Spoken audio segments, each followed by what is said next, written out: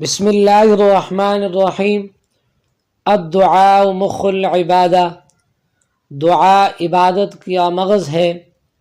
تمام انبیاء کرام کو جب بھی کوئی مشکل درپیش ہوتی تو وہ دعا مانگا کرتے تھے، اس لیے کہ دعا میں بہت بڑی طاقت ہے۔ حضرت ابراہیم علیہ السلام کو جب آتش نمرود میں پھینکا گیا، حدیث میں آتا ہے کہ حضرت ابراہیم علیہ السلام نے اللہ کریم سے دعا مانگی، حسبی اللہ و نعم الوکیل۔ اللہ کریم نے نمرود کی تمام سازشوں کو توڑ دیا۔ حضرت ابراہیم علیہ السلام کو اللہ نے آگ سے خلاصی عطا فرمائی۔ حضرت آدم علیہ السلام سے جب جنت میں لغزش بشری ہوئی تو فرمایا ربنا ظلمنا انفسنا وَإِن لَّمْ تَغْفِرْ لَنَا وَتَرْحَمْنَا لَنَكُونَنَّ مِنَ الْخَاسِرِينَ۔ اللہ تعالیٰ نے ان کی توبہ قبول کی۔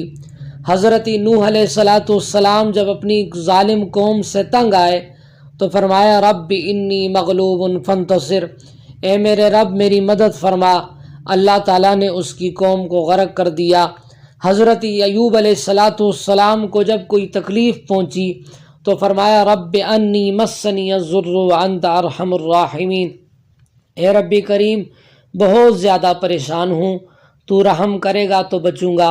فاستجبنا لہ فکشفنا ما بہ من ضر۔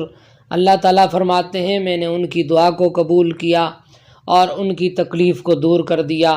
حضرت یونس علیہ السلام نے مچھلی کے پیٹ میں جب اللہ کو پکارا لا الہ الا انت سبحانک انی کنت من الظالمین، اللہ فرماتے ہیں وَنَجَّيْنَاهُ مِنَ الْغَمِّ، تو اللہ رب العزت نے پھر حضرت یونس علیہ السلام کو ایک بہت بڑے غم سے نجات عطا فرمائی۔